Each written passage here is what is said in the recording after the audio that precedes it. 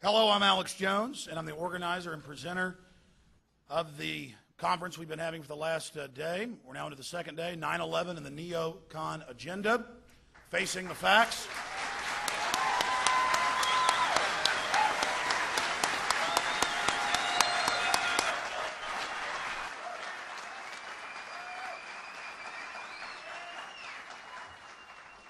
I would like to thank all of you. Some of you have traveled from as far away as Germany and Canada and one person from Australia for being here. I've talked to people from as far away as Vermont and, of course, a lot of great people from right here in Los Angeles.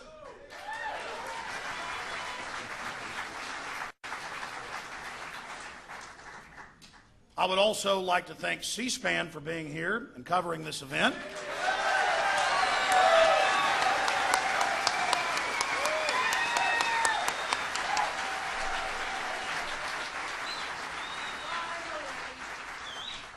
C-SPAN has been really the only outlet on national television that hasn't just shown small portions or had speakers exposing 9/11 as an inside job on for just a few minutes. They have covered quite a few presentations by David Ray Griffin and others, the 9/11 Truth Convergence. And so, again, they really need to be commended. Thank you, C-SPAN.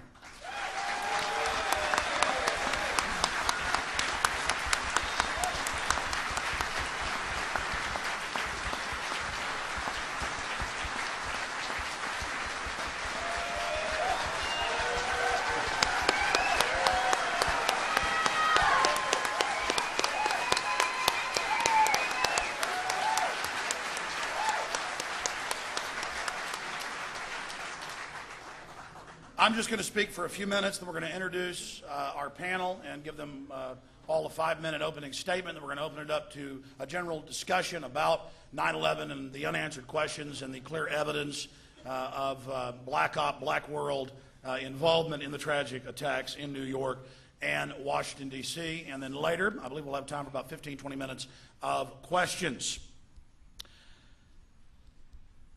Long before 9/11 took place, I was fully aware of the historical fact that governments, Western governments, Eastern governments, the U.S. government, elements of it, normally small criminal elements, have staged terror attacks or have manufactured different pretexts to invade countries, attack nations, or enslave their own domestic populations with police state measures.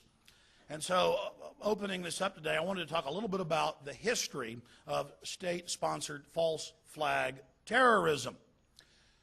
Even the CIA's own website, CIA.gov, in their history department admits, and 14 books, scholarly books, have been published, including one by Kermit Roosevelt himself, where our own government admits that in 1953 they staged false flag terror attacks and riots, shootings, to blame it on the president, the elected president, Mossadegh. That's part of the record. And then we have declassified documents like Operation Northwoods from the early 1960s that was green-lighted all the way up to Kennedy, and President Kennedy said no to Operation Northwoods. Operation Northwoods in late 2000 was actually covered by ABC News and the Baltimore Sun. You can read the document itself, the National Security Archive, and the Library of Congress online. Just type Operation Northwoods into Google. And I say that for the TV viewers out there because this is really a foundational document. In it, the Pentagon and General L.L. Eminser, the Chairman of the Joint Chiefs of Staff, proposed, not as a war game, but as an operational plan that they wanted to implement as a pretext to go to war with Cuba and then perhaps the Soviet Union, widening it, a cocktail, a cornucopia of false flag events that would kill and wound individuals, American citizens, and then other events where they would claim Americans had died where none had died. And one of the 5 different terror attacks they discussed that they could carry out to blame on a foreign government is the hijacking of a jet by remote control and crashing it, and then having a list of dead Americans, preferably students, to create a catalyzing event to get the public angry and behind a war effort. You can go read this in Operation Northwoods. They're proposing it. Also in Operation Northwoods, they talk about blowing up a ship in Havana Harbor, similar to what happened to the Maine in 1898.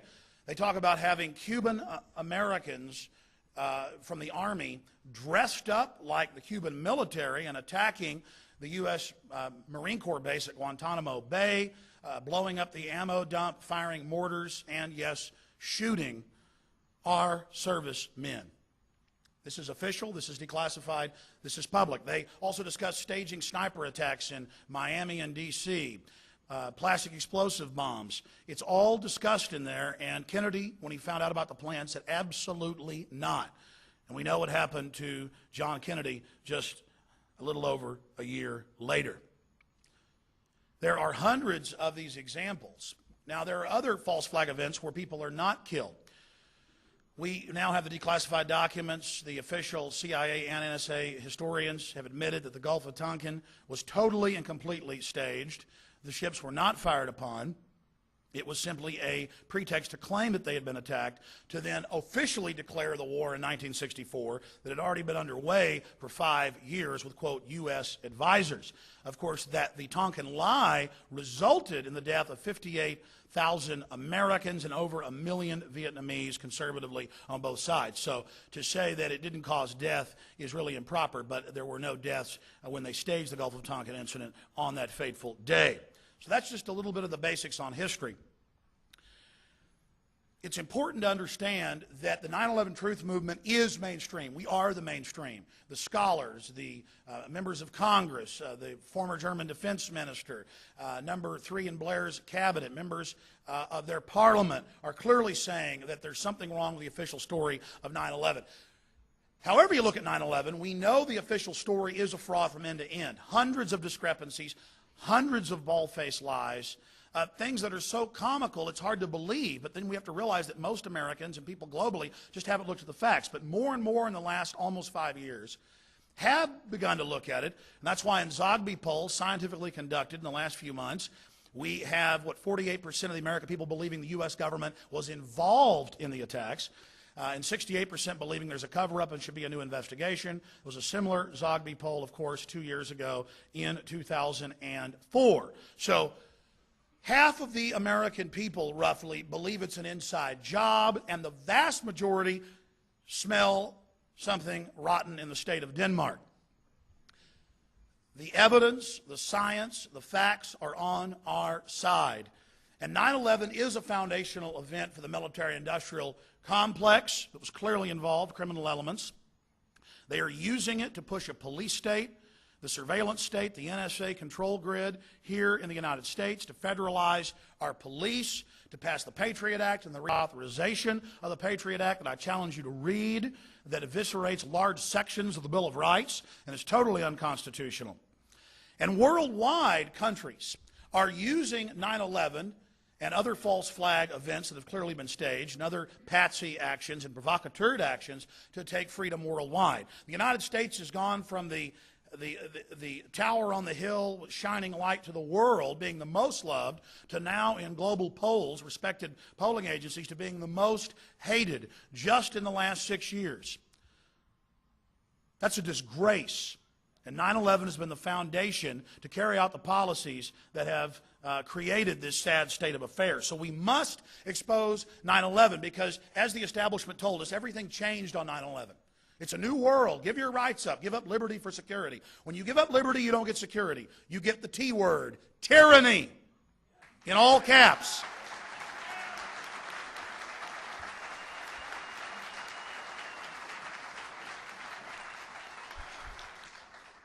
We all know that 19 people being directed from a cave in Afghanistan could not have NORAD stand down, could not run CIA drills that day, very similar to what actually happened, could not call public officials and warn them not to fly in the days and weeks leading up to 9/11, could not engage in insider trading leading back to the Central Intelligence Agency and other groups in our own government. We know that the official story is a fraud, and we are here to expose this and to share ideas and to move forward. We absolutely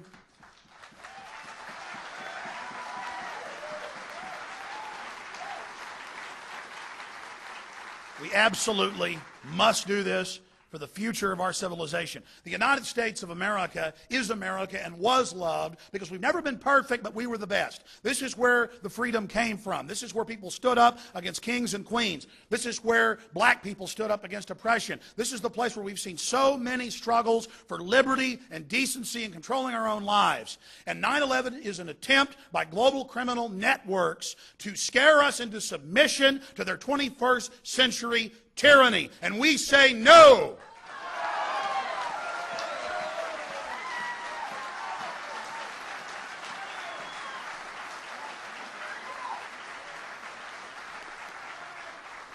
In closing, and then we'll introduce our panel and let them have opening statements.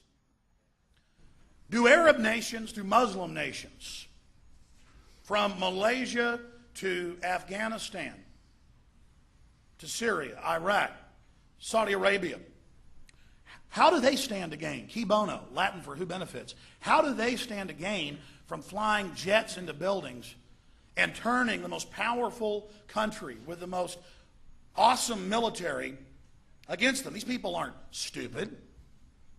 Who has a motive? Who had written in the PDAC documents, Dick Cheney, that we needed a Pearl Harbor catalyzing event? Brzezinski in the Grand Chessboard in '97 said we need a helpful Pearl Harbor event. This is what they said. This is so we have all this planning, all of this going on. Who gets trillions of dollars of oil? $4+ trillion, and that was at oil price back in 2001. It's almost double that now. $4 trillion in Afghanistan. $4 to $6 trillion in Iraq of discovered reserves there, right under the ground. Hundreds of billions in weapon sales. The war has now cost almost $400 billion. They say we'll be there another decade. That's in the official Pentagon plans. So that'll be well over $1 trillion. If 3.5 years is almost $400 billion, we're talking about almost $1 trillion in weapon sales and Halliburton contracts. This is big money. This is control. But not only that, the PNAC boys told us we'll also use Iraq to build these permanent bases, and that they want civil war there as a pretext to stay and build the bases as a base of operations to then link up, take over Iran and Syria. Then they have Afghanistan. Now they're on China's doorstep. This is about war with China in the final equation. This is about World War III. And there's no reason this needs to happen. We must expose 9/11. It's meant to terrorize the American people and the people of the West into this clash of civilizations that they're engineering. I'd like to introduce our panel now. And I cannot do them justice. Their bios, their letters, their work, their accomplishment, the things they've done, their service is unparalleled. I'm so honored to be with these great men today and with the men and women here in the audience. We have Professor Stephen E. Jones. Is Professor...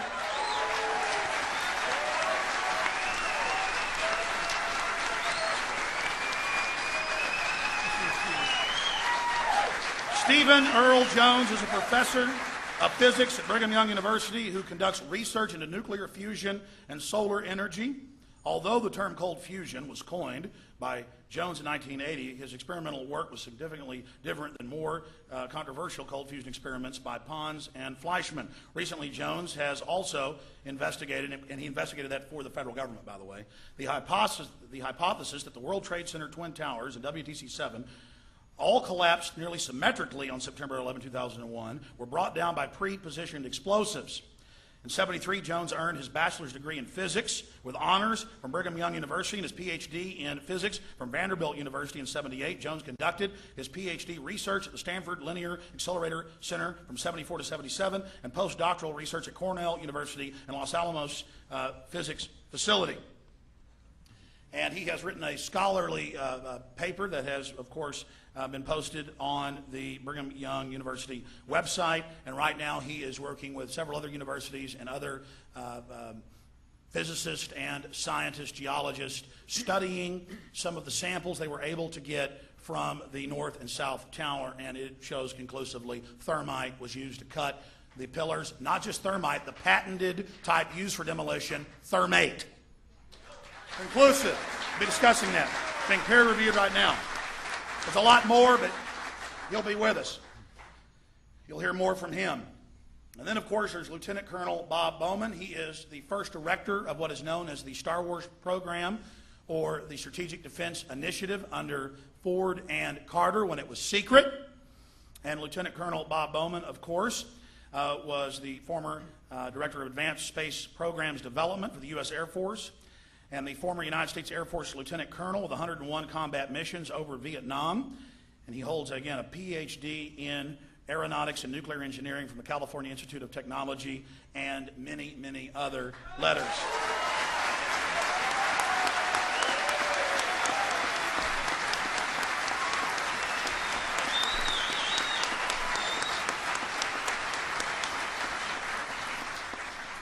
Webster Griffin Tarpley has been writing for over 25 years on government and state-sponsored and criminal network terrorism.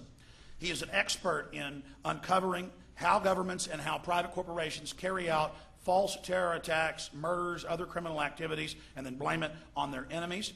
He is the iconoclastic Webster Tarpley, an activist, historian, best known for his George Bush, the Unauthorized Biography, which was an underground bestseller and classic.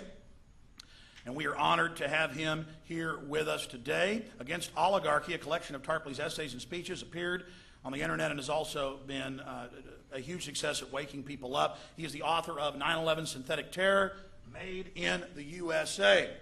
Yeah. Okay.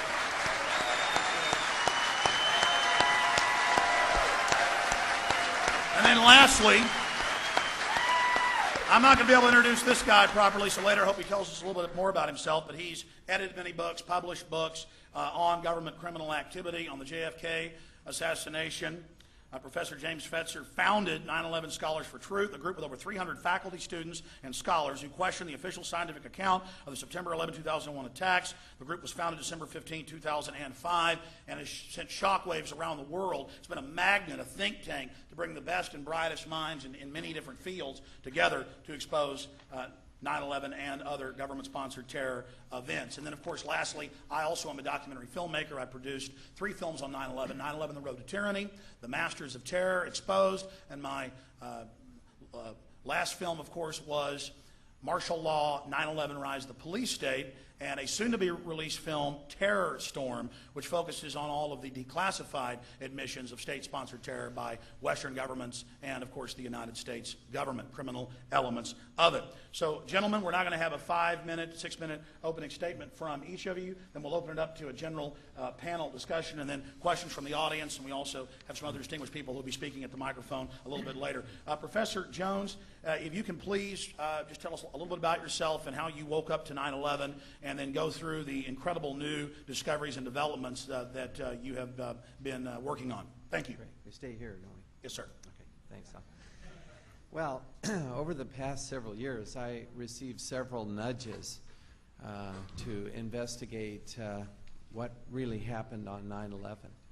And I must admit, it took me a while to warm up to the idea, but finally I did. And the first time I saw Building 7 come down straight and fast, I realized this is very curious. I hadn't seen it until just about, it's been about 1.5 years now ago, and as soon as I saw it, in a sense I was hooked. I figured, as a scientist, I can't just ignore this data. I could see that building come straight down. I'd seen demolitions before, controlled demolitions. They look just like that. A kink in the middle, and then that building just comes straight down, almost at free fall speed. Yeah, it's got these steel columns in the center and around the perimeter, and yet it just falls straight down. So, unfortunately, I got onto a good website, friend Jim Hoffman's site, their WTC7.net. And the nice thing that, and I have many friends now, in this area. But one nice thing that they did on that site is to provide references, and I like that because then I can check. Now I check for myself. So I go to this reference. It talks about sulfidation of steel. Gosh, that's curious. How did this sulfur get in this steel? It's high temperature corrosion of the steel with sulfur. Man, that's really strange. I went to the source, I read it, and pretty quick I'm learning about molten metal pools under both towers after they collapsed, and Building 7. Now, Building 7 wasn't even hit by a jet, you know, and yet it comes down, and then it's got this molten metal underneath.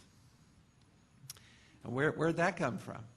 I mean, you know, I hear people say, well, that would be from the metal of the planes. Well, that might work for the towers, possibly, but it sure doesn't work for Building 7. You know, it was 300 plus feet away from the North Tower, and no plane hit it. So where does this molten metal come from? So pretty quick then, as I studied this, I wrote up a paper, which many of you have seen. If you haven't, I hope you would. Just Google on Steve Jones, World Trade Center. It'll pull it right up. And I studied various aspects. And the molten metal is my first topic. It's the one that really caught my interest, and the data is just coming together. Now, I have a sample of this molten metal. Previously, it's molten metal here. Just a tiny sample. This is really all we need. I brought along with me at the last minute. I thought, well, I'll throw that in.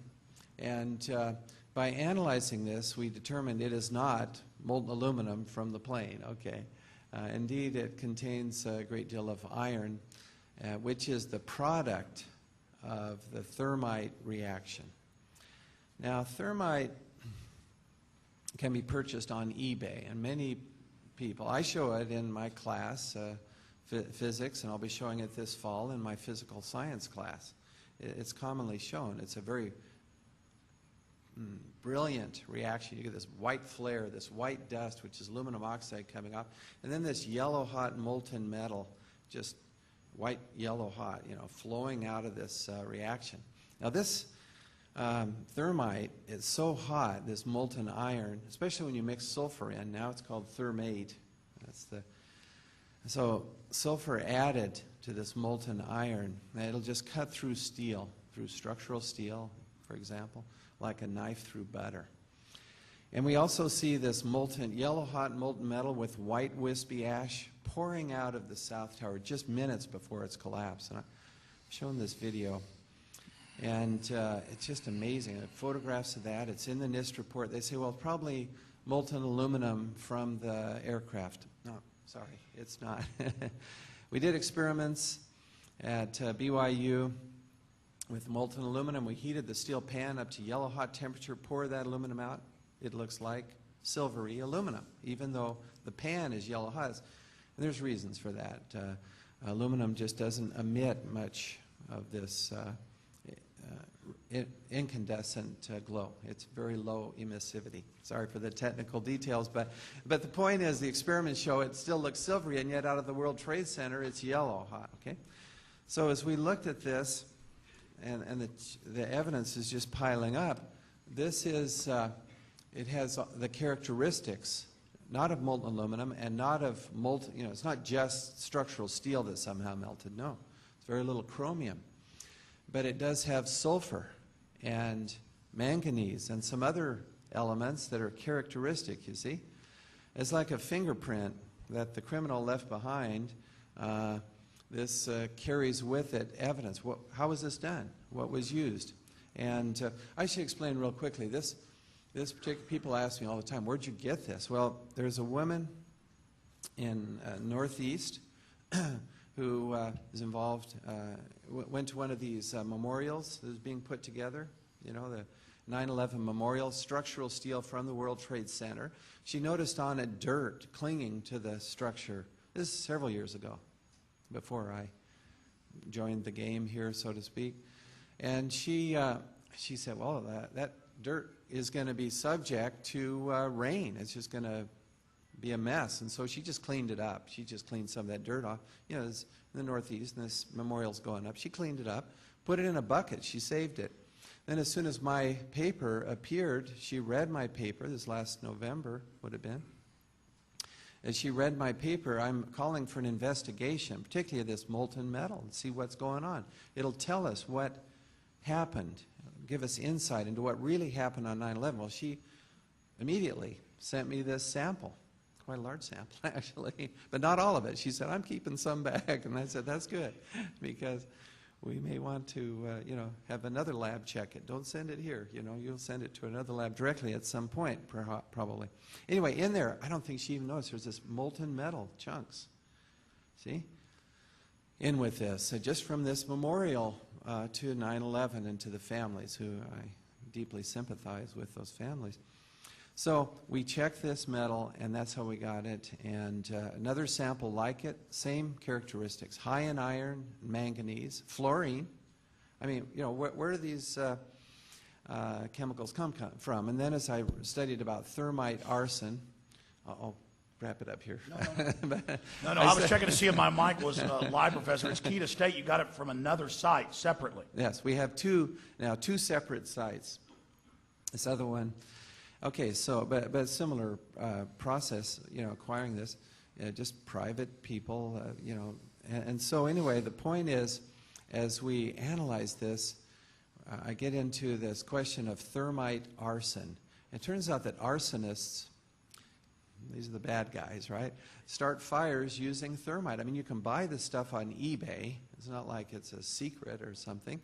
And I don't recommend you play with this stuff, by the way. It's very dangerous. Okay, molten yellow hot iron pours out of this. It's highly dangerous, but it will cut through iron. So arsonists use it, and now there's a whole field then of investigation. Investigators know how to look at this metal, and we will be working with others too, and making sure of our results. And so, but these things are coming together, this chain of evidence. This is not the only thing. This is just one of the things. The collapse of Building 7 is another. Studied that. A great paper by Professor Cutler is in the Journal of 9/11studies.com. You can look that up. His paper on the collapse of Building 7. And so anyway, this chain of events leads me to reluctantly conclude that indeed there does seem to be insider. In other words, not just the hijacked planes, but also others involved setting these thermite cutter charges in the World Trade Center to bring them down. This, again, leads to the conclusion that our Constitution, which is our heritage as Americans, I love my country, I love the Constitution and the people in America. I'm afraid that our Constitution is literally hanging by a thread at this stage. And Professor, can you specifically, because you've talked about this on my radio show, you published it, you looked at the thermite, you tested, it's not just thermite, it's the patented thermate. with the sulfur. With the sulfur on top of it as an accelerant. Then we expand on that. This is even patented. This is actually used to cut large pillars. It's true that when you add sulfur to the thermite, it now cuts very quickly through steel. And again, do you remember earlier I spoke of this paper I read? These metallurgists in Massachusetts had looked at World Trade Center 7 steel and some from the towers also. Strange, they said, that high temperature sulfidation. Where does the sulfur come? Where do these high temperatures come from? Well, the answer, you see, we're getting at, it's totally consistent with this thermate. So specifically, you looked at the science, and only thermite could create these molten pools that a month later were still at many thousands of degrees hotter than jet fuel burns down in the basement collapse area. And then you have the hypothesis thermite could do that. It's a prime suspect. You get samples. It's not just thermite. It's the demolition special design thermate. Yeah. Unbelievable. That's accurate. I mean, and it's consistent with these other metallurgists. See, that was in the New York Times as this sulfidation of the steel came out. You know, World Trade Center 7, there's no airplane that hit it. And so how do you explain this? And then the towers too. And the New York Times said this is the greatest mystery uncovered so far. Words to that effect. All right, thank you. Thank you, Dr. Jones. We'll talk more about that. Dr. Bob Bowman, will you please tell us, sir, why you question the official story and what you believe is most important that people understand about why you're questioning it, sir? Well, if the government has nothing to hide, why is it hiding everything?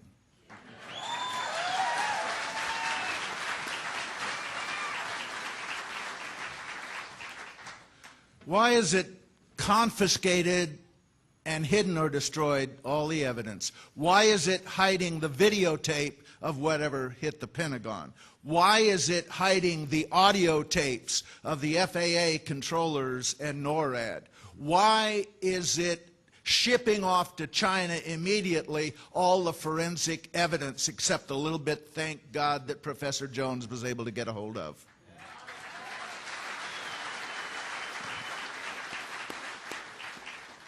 The truth about 9/11 is that we don't know the truth about 9/11, and we should.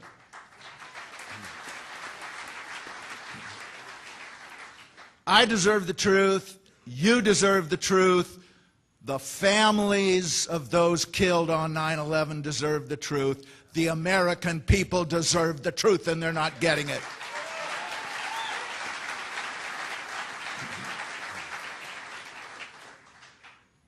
One tiny example, why were those planes not intercepted?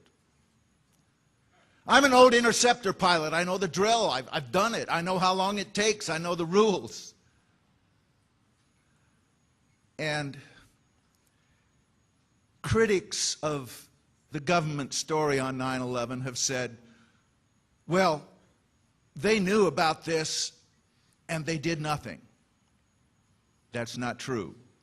If our government had done nothing that day and let normal procedures be followed, those planes, whatever they were, would have been intercepted, the Twin Towers would still be standing, and thousands of dead Americans would still be alive.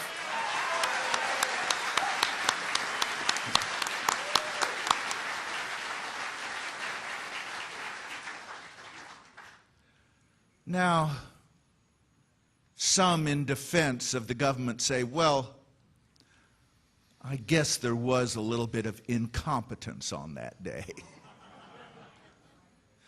If this massive failure was incompetence, why was there nobody fired, nobody court-martialed, nobody demoted, nobody punished?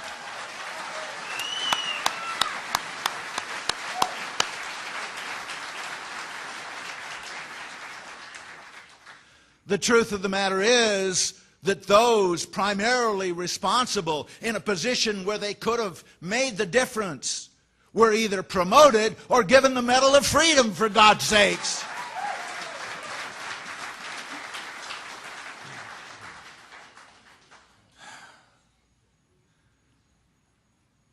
Alex talked about the connection between 9/11 and Iraq.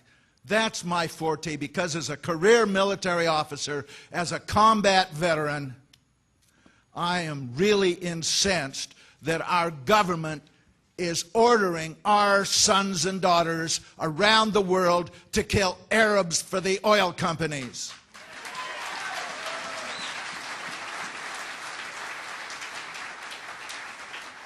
And 9/11 was their excuse. 9/11 was their new Pearl Harbor. People tell me, oh, we had to do something, 9/11, and I say, yeah, but why Iraq? Iraq had nothing to do with 9/11, and Saddam Hussein and Osama bin Laden were bitter enemies.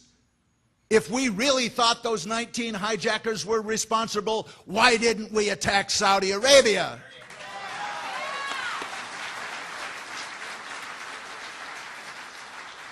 The truth about the Iraq War is that it has nothing to do with weapons of mass destruction or democracy or freedom or getting rid of Saddam Hussein or protecting America or our allies. It has to do with money, it has to do with oil, and it has to do with raw imperial power.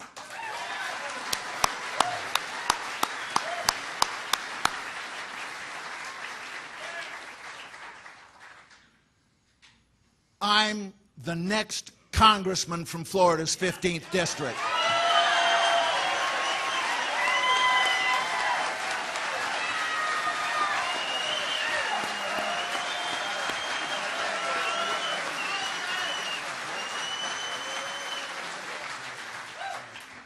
And when I get there, I am taking the 9/11 truth movement mainstream.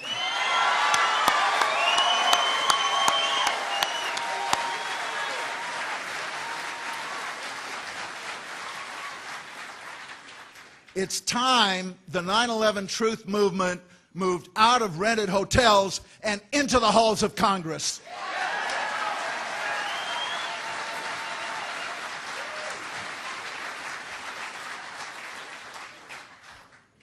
I may not be there yet, but I have already lined up co-sponsors for legislation to initiate a truly independent investigation of 9/11.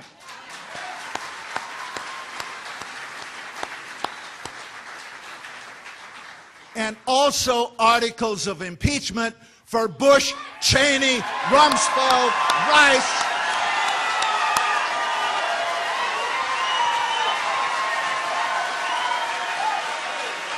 Thank you. Thank you. As a pilot who flew 101 combat missions in Vietnam, I swore an oath to protect and defend the Constitution of the United States against all enemies, foreign and domestic, and that includes a renegade president.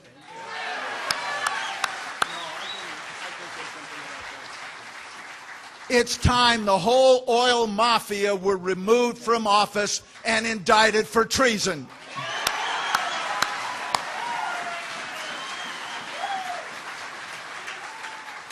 God bless America, and God grant us regime change in Washington, D.C. Thank you. Thank you. Thanks for all the applause, folks. We want to keep it short, though. More information. Yes, I admitted that he is also running for Congress as a Democrat in Florida in the 15th District. Bob Bowman, doctor, thank you. Webster Griffin Tarpley, 9/11. Mole networks. A lot of people say, well, if the government or elements of it were involved, it'd be so big it'd come out. People speak out, we'd find out. Is it the answer we have? If you go and look at something like the Manhattan Project to build the atomic bomb, there were tens of thousands of people involved, and the secret never came out. So I think this is generally a red herring. Let me just say how I got into this. I was in Berlin on September 11th. So it all hit me late in the afternoon after coming out of a conference that I was attending. When you see something like this, you're confronted by an act of spectacular war provocation, obviously involving hundreds and hundreds of people, hundreds of millions of dollars. And you can figure out, for me it was about 30 seconds in Berlin to figure it out, who could do that? Who has the physical, technical capability? If you know the contents of the world, in terms of secret intelligence agencies, you know it's the US, the British, the French, the Russians, the Mossad. And, of course, other countries in their own soil. But given where it was and when it was, given the suppression of air defense for 1 hour and 45 minutes and even more, it can only be a force inside the US command, with some help, as we turn out later to find, from the British, from MI5, MI6. Now, the goal of this is obviously to bring about the war of civilizations, the Samuel Huntington thesis, the Wolfowitz doctrine about never letting any other power in the world get even regional predominance, and then the PNAC documents which publicize this entire thing. So you're dealing with a coup d'etat. 9/11 is a coup d'etat, one part of the government attacking another part of the government. I would say, if you want to identify who did it, we can talk about a rogue network, an invisible government, a secret team, the deep state, the fifth column, many words that have been coined to describe what everybody is vaguely aware of. That if you go back to the Bay of Pigs invasion, the Kennedy assassination, the Gulf of Tonkin, the Vietnam War, and in particular, the Iran-Contra drug running and gun running, this is necessarily the network that has the physical and technical capabilities to carry this out. Now, I came to this from having studied NATO spheres of influence terrorism in Central Europe, the Moro assassination, the Red Brigades in Italy, the Baader-Meinhof group in Germany, and also the Iran-Contra questions. And when you look at it from this point of view, there's a prima facie conclusive case that the only agency that's capable of doing this is one cutting across the Department of Defense, the CIA, the NSA, the National Security Council, and so forth. Now, That hypothesis has to be then tested by a rigorous research, which I tried to do for my book, 9/11 Synthetic Terror, Made in USA, and I think the finding is now conclusive. If you look at the absurdities of this story, we're given 19 patsies, a lot of them basket cases, a lot of them very low-grade subjects, a lot of people who would have difficulty even getting through a normal day without some kind of support, right? Some of them couldn't get a driver's license probably in any state except possibly New Jersey. So they're very low-grade subjects, and we're told that these 19 patsies were able to carry out these spectacular feats. The fact that they lived on military bases and were trained on military bases and were, I believe, reporting to terrorist controllers and case officers inside something like the Able Danger organization. You've also got the fact then of 1 hour and 45 minutes with no air defense. You've got the fact that the buildings had to come down through controlled demolition. It's a physical anomaly, as Professor Jones has said. It's clear also that there's no Boeing aircraft at the Pentagon, but rather something much more like a cruise missile. And finally, in Shanksville, the airplane has obviously been destroyed in midair, probably shot down, probably blown up in this way. There's also another level. This myth is absurd. It is intellectually and morally degrading to believe it. It is a myth of fascist Hitlerian proportions. The Nazis, we don't want to eat our own clock with applause. I appeal to people to save it for the end, because otherwise we're not going to get the television time that we've been fighting for. The Nazis talked about the myth of the 20th century as nationalism and chauvinism. Terrorism is now the myth of the 21st century. We're told that the purpose of the United States for the entire foreseeable future is the war on terror and nothing but. That's no future for the United States or for the world. It is a racist and warmongering myth. And if you believe it, you will share in the degradation of the ruling elite of this country, who have, I think, they're headed for a tremendous crash and dead end. The most important thing is that the 9/11 myth is, of course, the premise and the root of the Afghanistan war and the Iraq war and the coming attack on Iran. I left Washington a couple of days ago. Washington is gripped by a war psychosis. Preparations are virtually complete for the nuclear attack on Iran based on absolutely nothing. We've got prestigious figures from the Clinton administration, Secretary Perry, calling for a preemptive attack on North Korea. And perhaps the scariest of all, the Lieber and Press article in Foreign Affairs in the March-April issue, talking about a first strike against the thermonuclear forces of Russia and/or China. 3 paths leading to World War III, the incineration of this planet, all of them presided over by a group I can only call the neocon fascist madmen, the Strangeloves, the people who have got to be driven out of public life. Now, the basis of their power is the 9/11 myth. We are now in a race against time. Cheney and Bush have run up against a brick wall in the United Nations. They need an outside event. The Cheney Doctrine calls for the nuclear attack on Iran in the wake of a new fake 9/11 or new fake Gulf of Tonkin. That is now what is being prepared. They want something to unblock this situation, perhaps something in Europe under the aegis of the World Cup soccer games, to stampede Europe into this war against Iran on the side of the U.S. So therefore, the task of our movement, as I see it, is to educate the U.S. and world populations to the following point. If weapons of mass destruction go off anywhere in the world, please don't think Bin Laden, the cave, Afghanistan, Pashtunistan, or some other myth-drenched region. Please don't think it's Iran or Hezbollah. They're not that stupid. You've got to look to Cheney's office, Cheney's backers, Cheney's controllers, the neocon war party, and above all, the invisible government, the people with the technical ability to bring these things about. So I think this is our task, to educate the people to the point where the weapon of terrorism, which the oligarchy, the invisible government proposed to use to organize this society, we must take that weapon and break it before their faces, deprive them of the ability to stampede and manipulate hundreds of millions of people using these cynically planned terrorist events of the synthetic terrorist type. And I think that's what our movement has to do. Thank you. Webster Tarpley, thank you. Thank you so much. Professor Jim Fetzer?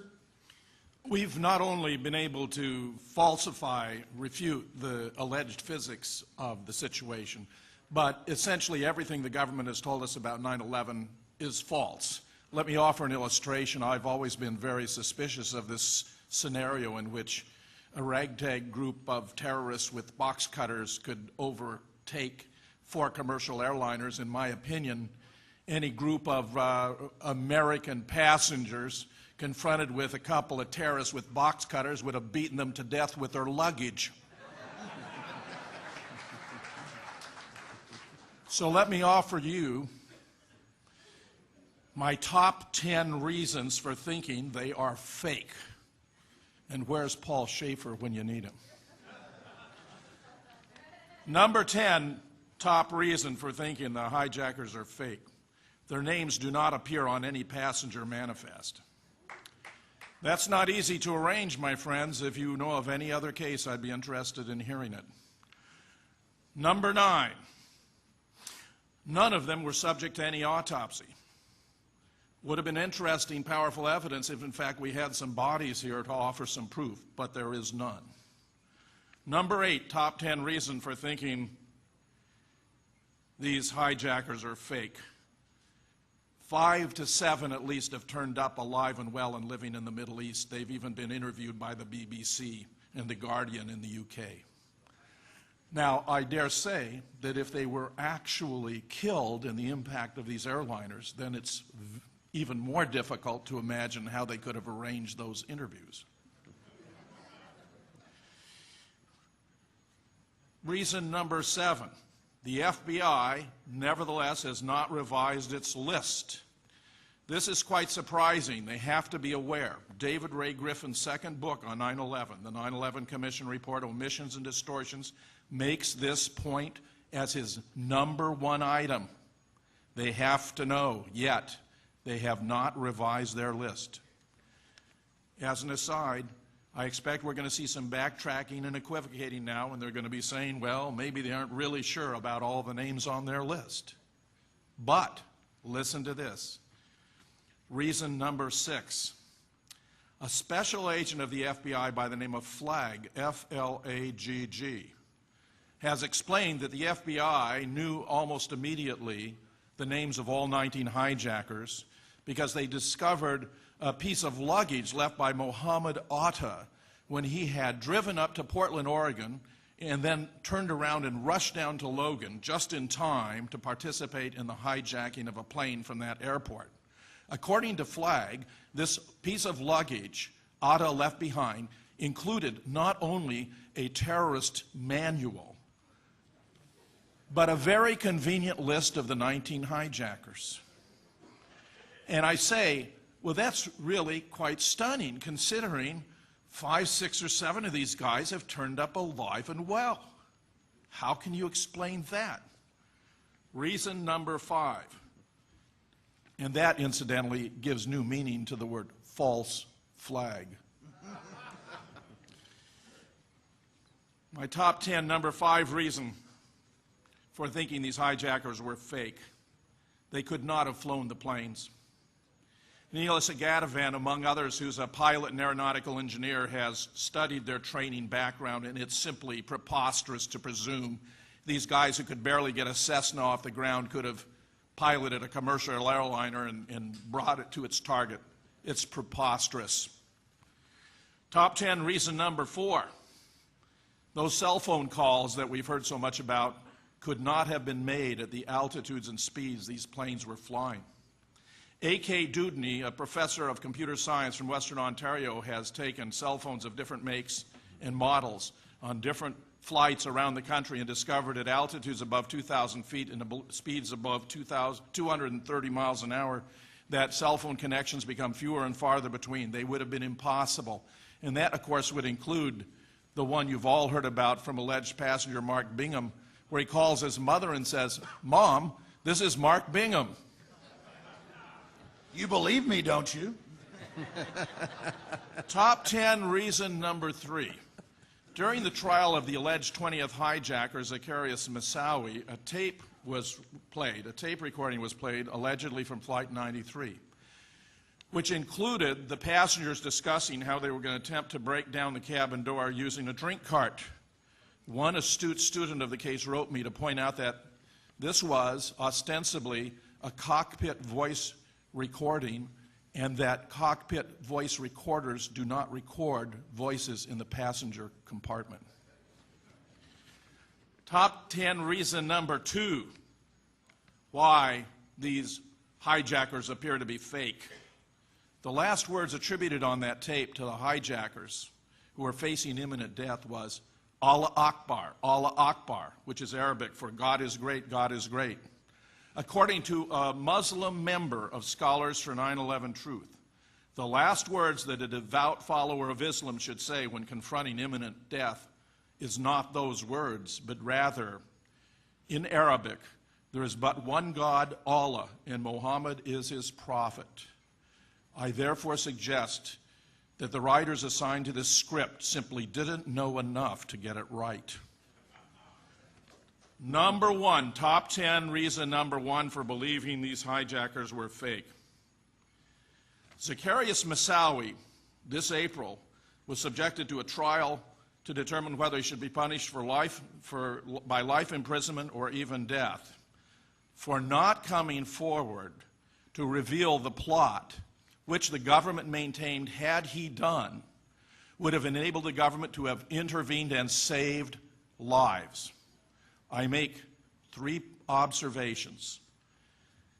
A year before, April last, Zacharias Moussaoui confessed to a different plot. He had acknowledged that he had been involved in a plot to fly a plane into the White House in order to extort release of a terrorist, a sheik who had been imprisoned for terrorist activities in 1993. He denied he had anything to do with 9/11. That is the crime to which he confessed. A year later, the federal government has played a shell game, and now they're insinuating and implying he had something to do with 9/11. As my good friend Webster Tarpley has observed, this man had no obligation to come forward and to confess his involvement in a plot. Even if he had been involved in 9/11, we still have something here known as the Fifth Amendment. He had no obligation to incriminate himself. Third, and most tellingly, and this must have been incredibly embarrassing to the government, an FBI agent testified he'd been following Moussaoui. He'd been observing him taking this flight training. He had suspected that he might be involved in a terrorist plot, even to fly planes into the trade towers, though he suggested later that was merely a lucky guess. He testified under oath that he had told his supporters, his superiors, about his suspicions, not once, not twice, 70 times. And I say to you, 5 or 6 might be excused as ordinary incompetence. 20 or 25 may be criminal neglect. 70 times has to have been a matter of direct policy, deliberate policy. They were keeping these guys in reserve so they could use them as their cover story when the government itself perpetrated these dastardly terrorist acts. All right.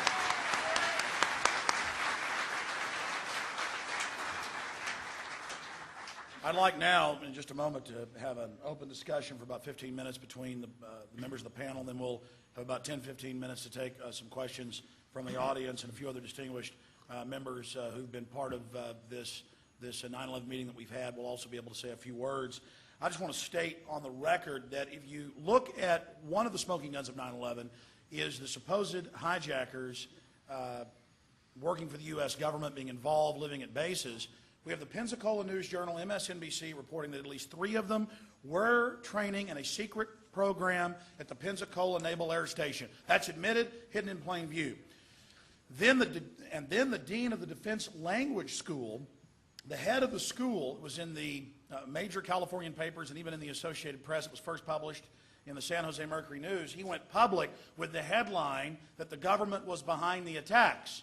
And I even called and talked to him, but he wouldn't go on the radio show. They were talking about court-martialing him, but they dropped that. Why did he say this? Well, buried in the article it was that 3 of the hijackers were trained in high-level spy training at the Defense Language School here in California.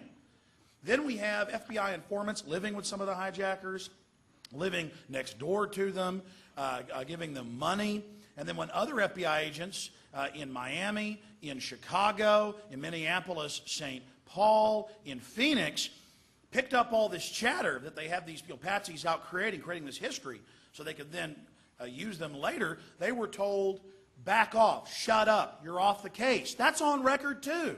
There's hundreds of these points that are all on record. And remember, the government tells us, elements of the government tell us, that the terrorists attacked us because they hate our freedom. Well, then why is the government taking all of our freedom? To make the terrorists happy? But these globalists, they love to have little word games, little tricks, little things hidden in plain view. You see, it's true. The terrorists really did attack us to take our freedom and to seize the United States as an engine of global government. One of the main reasons we're having this event, I should have stated it earlier, so I'll say it now, is to stop a new 9/11. Every time there's a new terrorist attack, every time there's some new event, the approval ratings for this police state go up, and then they drop down again.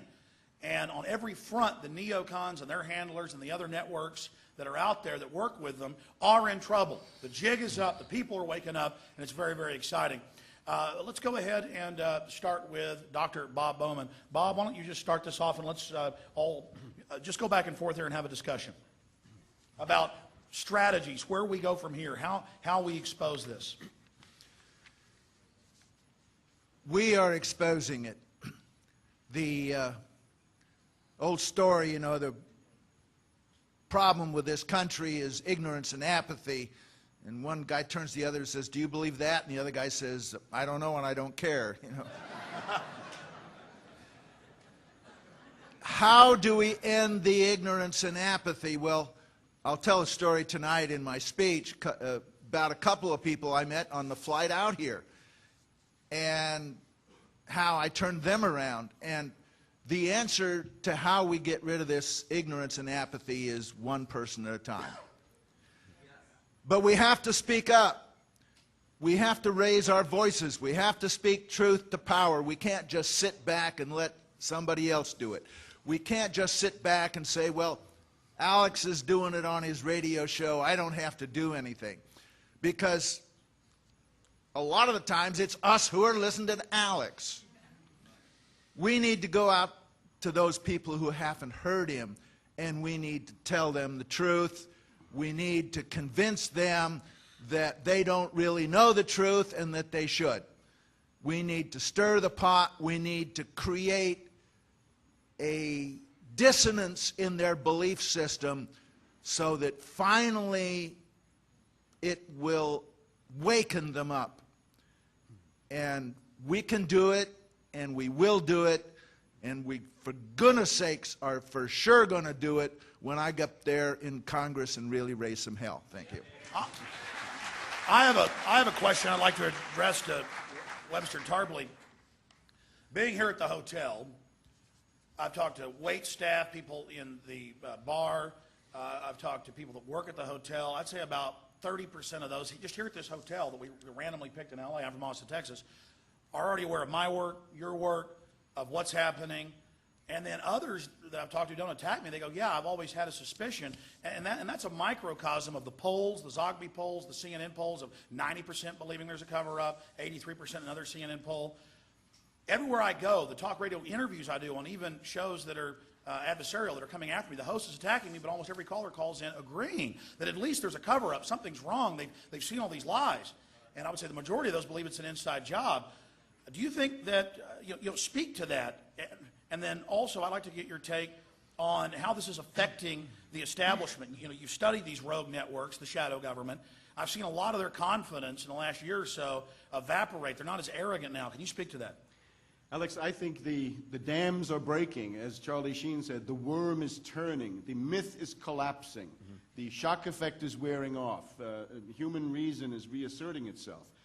We see a lot of fake terrorist events now orchestrated with very little basis. We see London 250 people in a SWAT team shoot a guy, he can't find the cyanide and the sarin gas they came to get.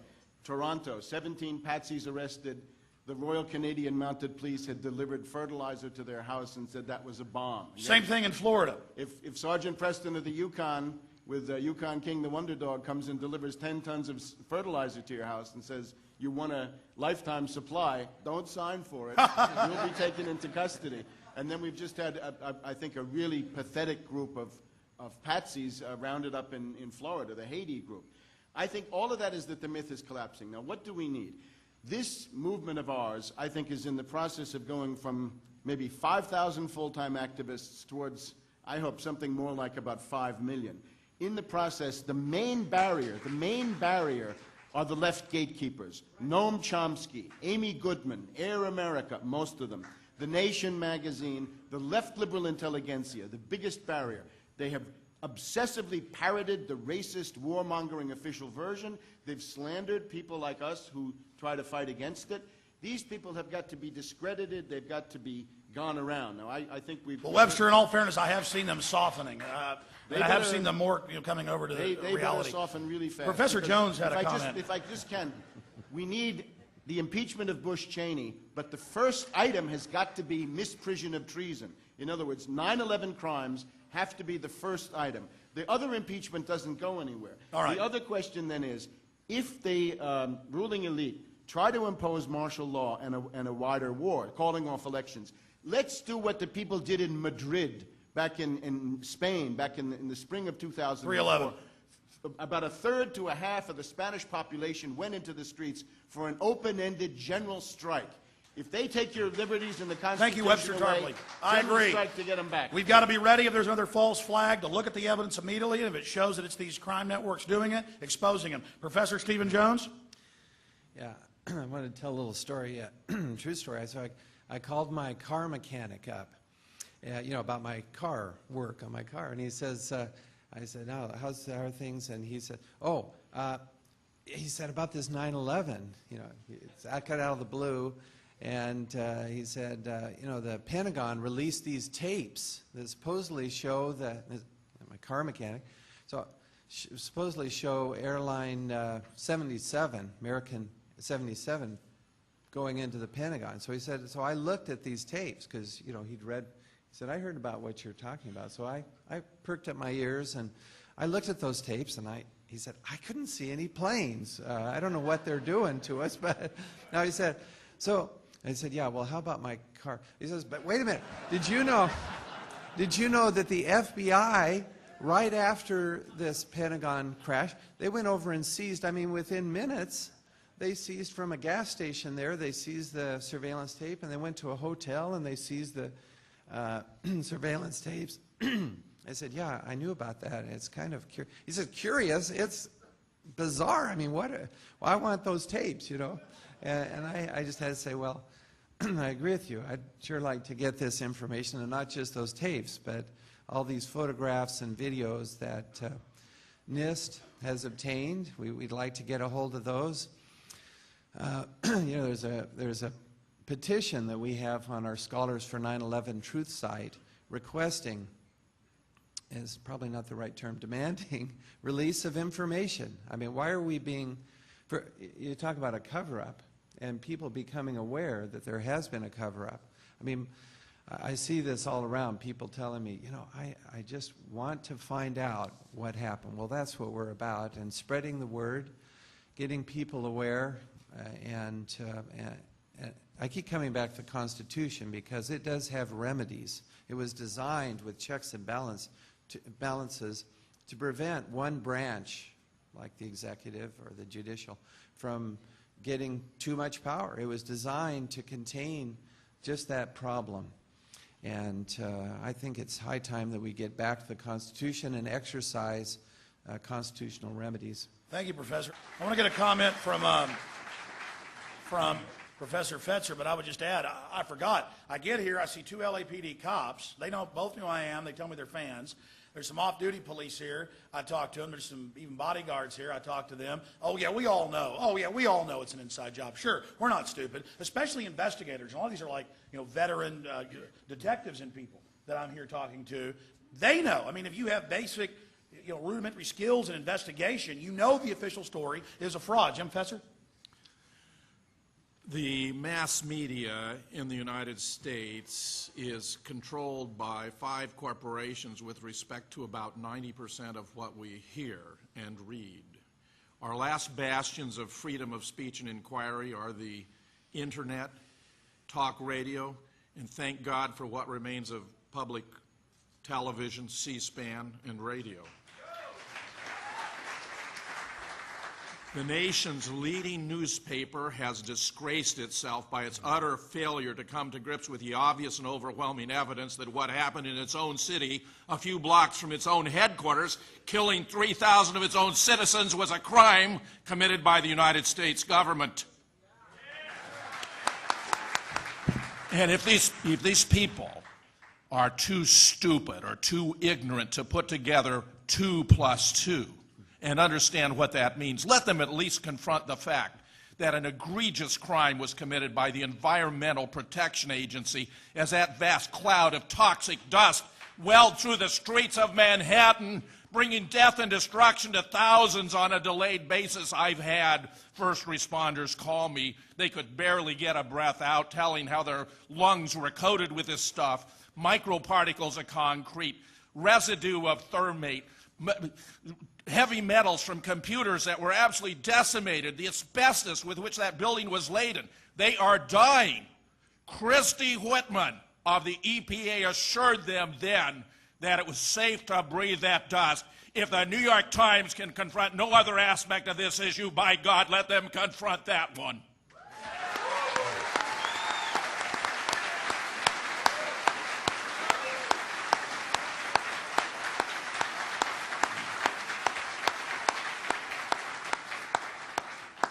I want to just go down the line briefly because I've interviewed many of you on talk radio, many of you personally for documentaries. But we've talked, Professor Jones, and it's in my new film that we're just about to release, Terror Storm. I mean, you've come right out that clearly from the evidence, the research you've done, it proves the official story is a fraud. Can you, for people here, restate your inside job statement? And then I would like to get the take of the other panelists here on their view. I mean, if they're ready to come out and state that this is clearly an inside job. Professor Jones? Sure. So the evidence that I started with, Alex, on that, the molten metal pools indicate, in this case, a large amount of incendiary or explosive material. Superthermite is explosive. Ordinary thermite and thermate are incendiaries. So there's an enormous quantity then, and you see the effects too of the explosives. You see these plumes of debris coming out, and I hope people will look online, for instance, at WTC7.net, Scholars for 9/11 Truth. You can get your hands on these data quite easily now because of the internet, still freely available, I'm pleased to say. The point is, planting these explosives and incendiaries requires a group of people. It requires pre-planning. That this implies an inside job. It doesn't have to be a large group of people, and indeed, I suspect it was a small group of people, perhaps about 19, who were actually in the know. You see what I'm saying?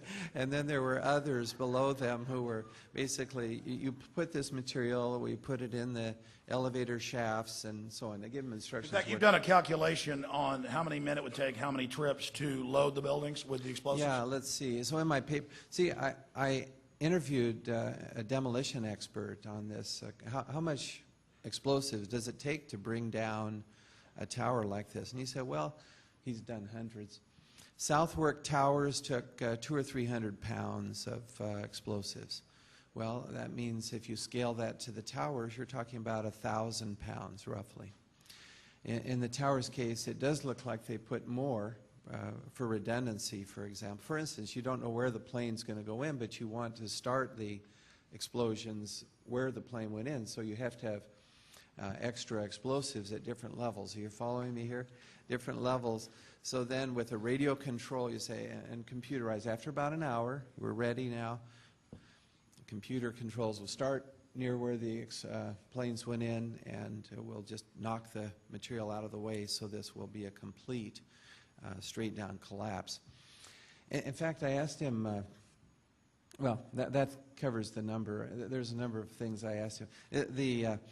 You know, what happens, I asked him, if you do some explosions, you set your explosives, and some of them go off, but something happens, and it doesn't keep the sequence of explosions. What happens? He says, Many times in official controlled demolitions, right. It fails. It doesn't bring the building down. It's so they will normally do an even higher load Right. to ensure that happens. Also, the Tower 1 and 2 were top-down demolitions from all the evidence and what scientists and demolition experts and Kevin Ryan of Underwriting Laboratories went public and they did internal studies. It just was impossible with the official story. Yeah. But 7 was the classic controlled demolition with the central column being blown. We have the squib blast points on video, and the building falls in perfectly on its footprint.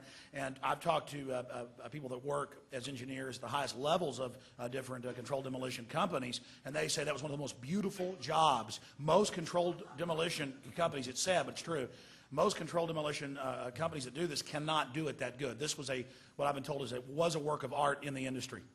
That's right, yeah. Collapsing straight down onto its footprint.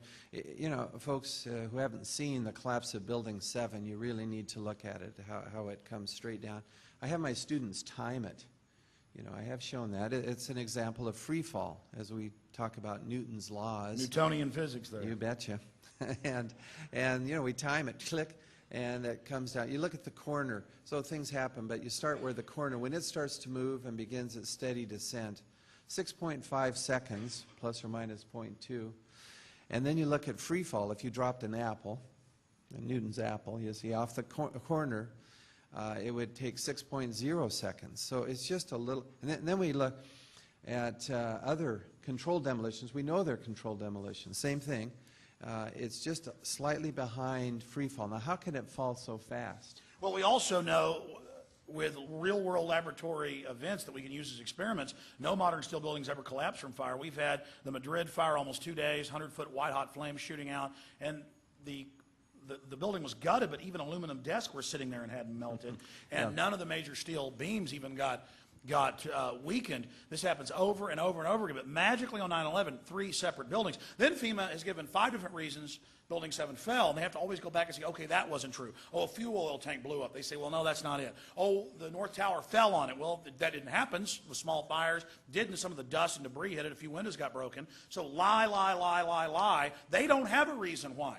You know, these talking heads get up on television, on Fox and CNN, and I've seen them going, well, we have FEMA saying a tank did it, and we have FEMA saying it fell because the North Tower fell on it.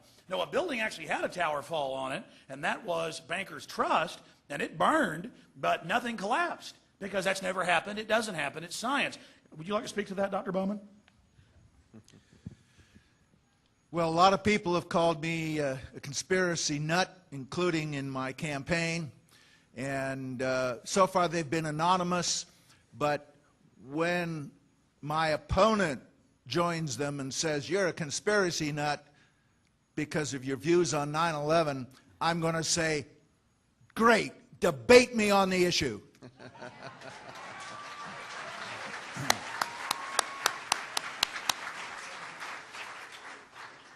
I am not into conspiracy theories, and I absolutely reject the most unbelievable conspiracy theory yet, which is the official one told us by our government.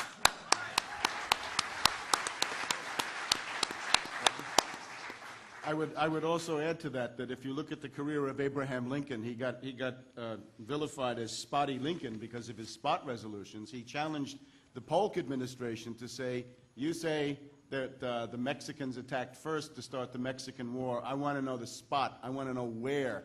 He didn't accept it. The favorite smoking gun that I would point to is the angel is next question. In other words, a death threat to Bush that comes in to Air Force One, Angel, accompanied by a cascade of top-level top secret code words from across the agencies, Pentagon, CIA, NSA, and so forth, indicating, well, that this is the moment when the rogue network speaks. And they are presenting an ultimatum to Bush, which is, in effect, with all these code words, we have the ability to launch nuclear missiles if we want to. We have those launch codes. You, Bush, will either start the war of civilizations in conventional form by talking about bin Laden, al-Qaeda, and Afghanistan, and invading Afghanistan, or we can launch it in nuclear form anytime we want. We can blow up Baghdad or Damascus or Tehran or any of these places. Webster, I think you need to give a little bit of backstory on Angel. Well, Angel is the code word for Air Force One, and this is a threat. It was very prominent in the first days. It's generally forgotten. Most books don't talk about it. And again, I regard it as crucial because this is the moment when the invisible government speaks. It's the principal political evidence of the day. Who did it? And this is all happening in a goldfish bowl. The Mossad, the French services, as well as the Russians, all saw this. They were all aware of what had happened, and it was a great brouhaha about this in the first couple of days. The other idea is that you're in the middle of 15-plus drills, the greatest density of military and terror drills in the history of the United States on that day. There are 4 or 5 drills that are designed to suppress air defense. They take fighter planes away from the Washington to New York corridor, send them to northern Canada, Alaska, Iceland, or indeed the Iraq no-fly zone. And then there's also 4 hijacking drills going on and a Tripod 2 drill going on where they'd already pulled the command center out of Building 7 and out to the end of the pier. So what they're doing is inserting fake radar blips onto screens, having planes flying around saying, I am hijacked. So we get up to 29 total aircraft reported hijacked on that day. Langley Air Force Base is down to 1/3 of their strength. Now, a loyal officer, whoever he was, would put 2 fighters over Washington if he had 2 and let the attackers come to them. The question there being the decapitation of the National Command Authority. But now let's get to Global Guardian. The thing that people have to see is on the morning of 9/11, before any planes were hijacked, the U.S. was in a full thermonuclear alert posture. B-1s and B-52s flying around loaded with hydrogen bombs, land-based missiles ready to go, submarines in launch position.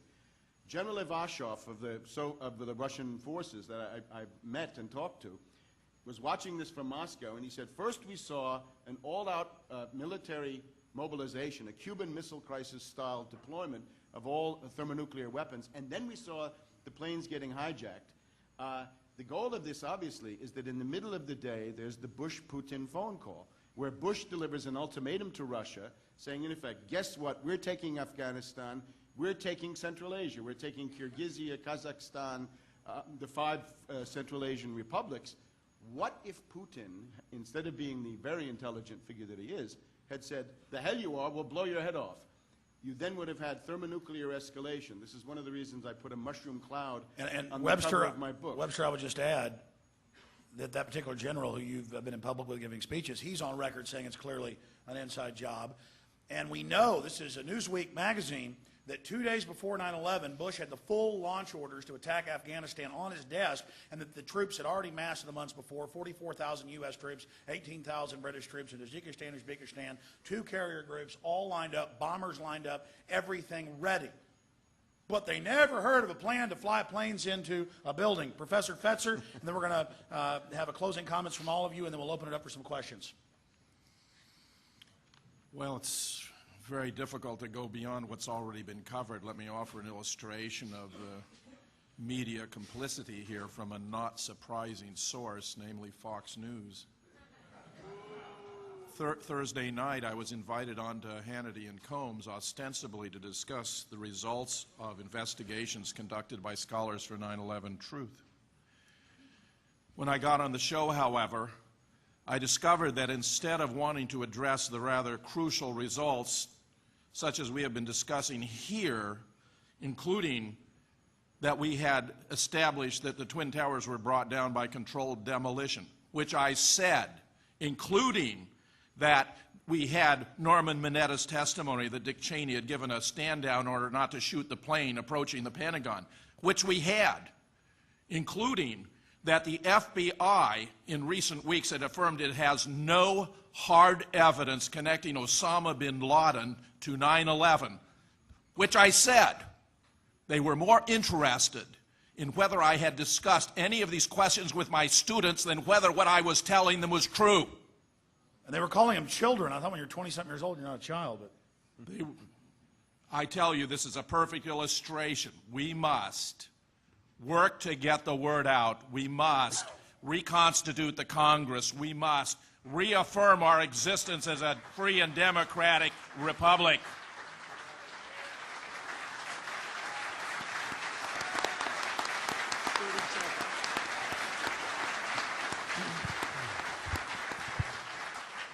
The one great fear, the greatest fear we all share, that as the news tightens, as the truth emerges, as more and more people turn on this administration for the tyrants and liars and thieves that they are, that the threat of impeachment, trial, punishment, and incarceration is going to lead them to effect another fake terrorist attack, suspend the Constitution, and turn the American military on the American people. This, I am sorry to say, my friends, is what America, the crisis we face today. Do not look away. And those preparations have been made. I mean, even former Supreme Court justices have gone on record saying a dictatorship's being set up. Bob Woodward, a few months ago in San Antonio, gave a speech. It was in the San Antonio Express News, saying that we're going into a dictatorship. We're in great danger. I mean, serious mainstream people are seeing this. They're openly saying, we want to get rid of posse comitatus. We're going to have to put troops on the streets. We're going to have to search you. But the borders are going to stay wide open. Don't worry. We've got to now have closing comments. But Dr. Bob Bowman, you were going to say one thing quickly before we did that? Yes, I'm working with people high up in the U.S. military to get them to remember the Nuremberg principles, that we in the military not only have the right but the duty to refuse an illegal order. And if the civilian authority comes down to them to nuke Iran, they should not only refuse that order but arrest whoever gave it as a war criminal. I would just add that we've now seen 8 top generals. We've now seen 8 top generals go public and say, quote, this is crazy, this is wrong, this is a fraud. So there are more and more people at high levels in government and out of government that are speaking out. And that's good, because this is a time for courage. And I want to thank all of you who've been here with your incredible courage. And before we line up to take questions after this final statement, we're going to talk to Dylan Avery and Jason Burmis. We're also going to let Barry Zwicker have a quick comment, and also Jimmy Walter, who's here, have been part of the presentations here in the last day. But quickly, gentlemen, because we're running low on time, we've got exactly 20 minutes left here. C-SPAN has expanded a little bit. But a closing comment from each of you, please. Well, we've heard several nudges to study 9/11, and I hope those who are watching this on C-SPAN will say that perhaps this is your time to get on the internet or get a DVD. That friend of yours who's trying to talk to you about 9/11, get some more information. Find out for yourself. The information is there. Quick story, professor, young, bright physics professor at my university, stopped me in the hall just the other day. He said, I know you've got this sample. What have you found in it? And I said, well, it's mostly iron. He said, it's not aluminum from the plane. Okay, now what else did you find in there? What's the sulfur for? So I explained real quickly, sulfur makes the thermate cut more rapidly through structural steel. And he said, oh, of course, that would just make a eutectic. It's going to cut right through that steel. Very bright, young physicist. And then he said, it's exciting that your research is coming together and its answers are, and then he stopped and he said, but on the other hand, it's very sad for our country. And it is. But we're not done. We still have a constitution. We still have remedies, and we can keep that if we can work together. And we're fighting for this country. We are. Bob Bowman, final statement.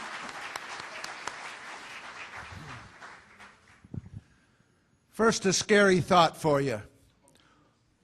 Can you imagine what would have happened if George W. Bush had been president during the Cuban Missile Crisis? And then finally, I'd really like, because there's much more than we can say today, go to Bowman2006.com, my campaign website, Bowman2006.com, and take a look and read all the stuff there.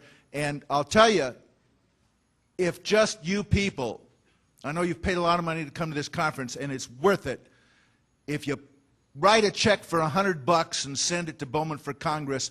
I'm going to be a shoo-in, and I'll represent you, and I'll get the truth out. Thank you. Thank you.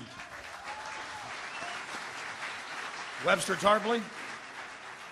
I would try to sum up by saying we've got two intersecting processes. On the one side, the dams are breaking, the worm is turning, the myth is collapsing, people are throwing off this reign of terror, this brainwashing that was done around these events. On the other side, everything is now in place for the attack on Iran. It's likely to be a nuclear attack. And they're waiting only for the outside event. Now, Franklin D. Roosevelt told us the only thing we have to fear is fear itself. The Bush administration says, in effect, be afraid all the time. This has to be rejected. There are, however, 35 to 40% of the population of this country who support Bush based on the fact that they're scared out of their wits. And they're beyond reason on most issues. They believe that the attacks came from bin Laden and the cave. We have to show them the attacks were war provocations, cynically planned inside U.S. government offices from the bowels of the CIA, the National Security Agency, and the Pentagon and the rest of the intelligence Webster communities. Tarpley, thank you so much. Jim Fetzer, we got to go quick. This man poses as the security president, but he doesn't act like it. He has defunded now New York City and Washington, D.C. to the tune of at least 40% of what they should have to guard against terrorist acts. He's brought in the Dubai Ports Authority to control our ports, which is absurd if what he's been telling us the last 5 years is true. And now he is creating a network of highways from Mexico to Canada, which I've only just discovered, that are going to completely transform the character of the United States of America, and I've yet to hear a word of public discussion or debate about it. National security has three foundations. One is economic security. This man has bankrupted the nation. We're up to $9 trillion in debt and growing. The second is military strength. The war in Iraq is sapping our military. General after general says the National Guard is all but broken. The military cannot sustain it. And the third is our moral standing. He has taken this nation from the most admired and respected to the most reviled and despised. That was our greatest source of security in our past. He has turned Iraq into a huge terrorist state. I say to you, the claim that George Bush is the security president is nothing but a cruel joke. Thank you very much.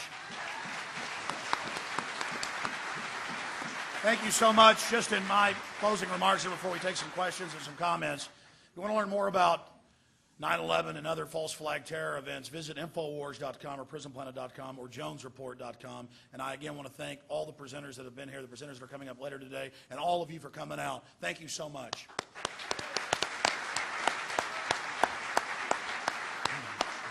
The first questions or statements we're going to get briefly is from Dylan Avery and Jason Burmis. These are two of the gentlemen that made Loose Change 1 and 2. And, of course, Loose Change 2 is a 9/11 film that sent shockwaves across the country. Jason, go ahead. I'm going to make this as brief as possible. Good afternoon. My name is Jason Burmis. I'm lucky enough to be part of the Louder Than Words production team. Basically, before we present evidence from the final cut, I'd just like to go over the movement for a moment. Previously, we've all been told we're crazy, we're nuts, they would never do something like this. Then we began to hear that's interesting, or they knew. Shortly after that, we began to hear, yeah, they did it, but I'm only one person. I ask all of you, do we look like one person? Now the mainstream media is being forced to cover this movement due in large part to our tenacity and ingenuity in spreading the truth through emails, flyers, films, and strategic conferences like this one. So where do we go from here? In my eyes, there is nowhere else to be other than Ground Zero on September 11th, 2006, on Monday morning. We will not be there to scream the truth. Instead, we will be there to honor the memories of the fallen with both respect and solidarity. We will be wearing shirts that say, investigate 9/11. We will have signs that say, we need a new investigation, 9/11 truth now, and ask questions, demand answers. We will be there to inform the firemen, the police, the family members, and the citizens that are agreeing to this information by giving away tens of thousands of our DVDs.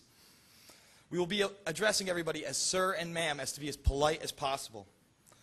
This is the 5th anniversary of the lie that bases all of our foreign and domestic policy since then. We can no longer let this stand.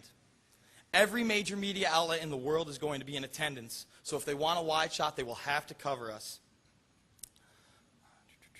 I am encouraging everybody to bring a camcorder to this event in case the government decides to provocateur it. If someone gets out of line, becomes disruptive, we need to turn cameras on them and say, stop it, you do not represent us. We will not allow them to squelch the truth this year. Jason? Yeah, this is it. This is it. In closing, I would just like to say that I am doing this because I love my country, I love my family, and I love my friends. And anyone who doubts this information can go to seeloosechange.com right now and watch it for free. Now I'd like to introduce a man who has literally changed the minds of millions, my friend Dylan Avery. Oh, stop.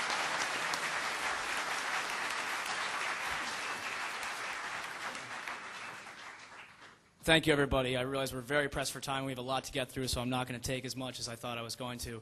I want to thank you all for showing up. Alex has put on by far the most successful, the biggest, and I think the most entertaining and most effective conference we've seen to this date. And I want to applaud you, Alex. Thanks. Thank you. I just want to put that out there because I Thank mean it. I didn't want to waste time up here, but essentially, I started this whole thing as a kid who knew absolutely nothing. I knew nothing about the United States government and other governments and their long history of false flag-sponsored terrorist attacks. I mean, United States government, Nazi Germany, they did both the same thing. I didn't know about any of these things. All I knew is that September 11th happened while I was in economics in high school. It was something that I knew I didn't really comprehend fully, and I felt like there was something that I didn't know. Apart from that, I didn't go into, as some of you may know, I went into this with the idea that it was fictional, that our government was not behind 9/11, it was just simply a crazy idea. I did my homework, it turned out to be true. So, over the course of 2.5 years, it evolved from a feature-length film into a documentary. You all know the boring story. Well, Dylan, thank you so much for being here. And you're going to be presenting today. Thank you.